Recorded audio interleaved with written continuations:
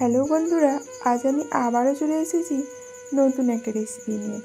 নতুন মানে এই যে দেখলেন, এটা কাঁকরোল।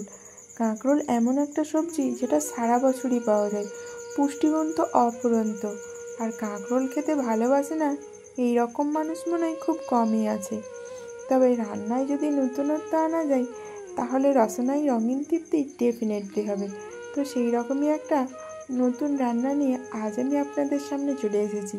তো চলুন, কাঁকরোলগুলো এইভাবে 4 ফালি করে কেটে নিলাম। এখন আমি কিছু মশলা ভেজে নেব।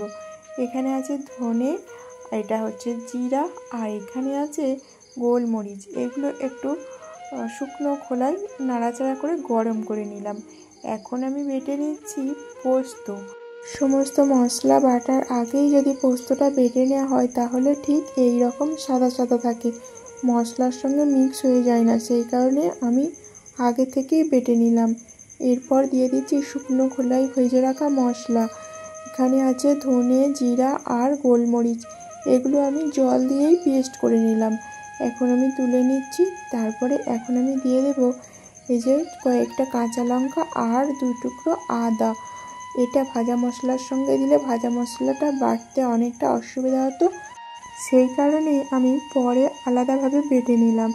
এরপর এখন আমি উনানটা জ্বেলে দিয়েছি, বসিয়ে দিলাম কড়াইটা অল্প একটু গরম হলেই আমি এখন দিয়ে দিচ্ছি সরিষার তেল। তেলটাও অল্প গরম হলেই আমি এখন দিয়ে দেব এই যে কেটে রাখা কাঁকরোলগুলো। তারপরে দিলাম লবণ, হলুদ।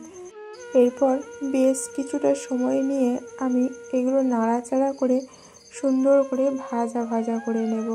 মানে প্রপারলি লাল হবে না, তারপরেও দেখলে মনে হবে ভাজা হয়েছে।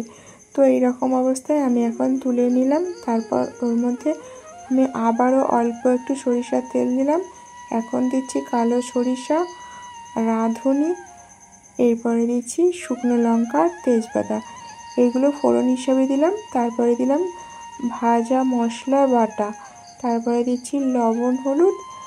এখন দিচ্ছি আদা আর কাঁচা লঙ্কার বাটা। তারপর আমি বেশ কিছুক্ষণ ধরে এটা এখন কষিয়ে নেব যতক্ষণ না তেল ছাড়ে।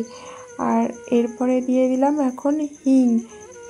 যেহেতু নিরামিষ রান্না, হিং দিলে একটা আলাদাই সুগন্ধি। আর সঙ্গে দিয়ে দিচ্ছি এখন কাসুরি মেথি। হাতে একটু ঘষে নিলাম, সুন্দর গন্ধ যাতে বের হয়।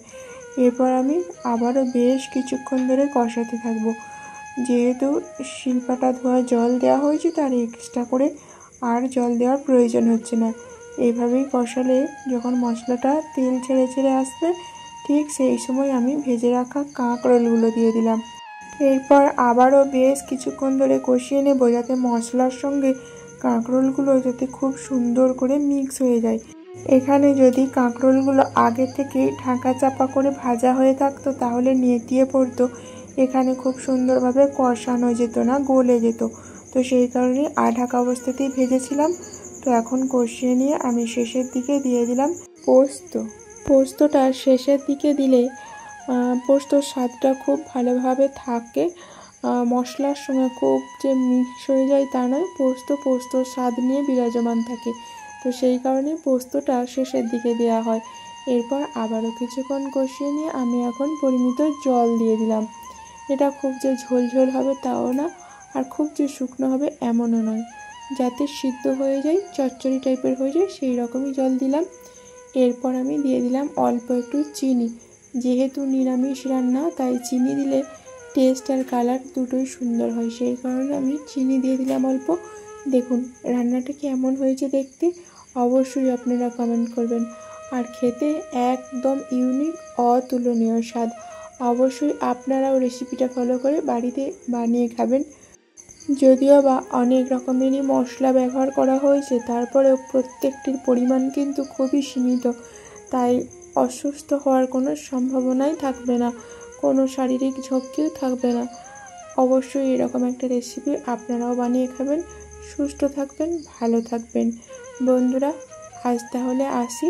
আবারও দেখা হবে পরবর্তী ভিডিওতে নতুন একটা রেসিপির সঙ্গে।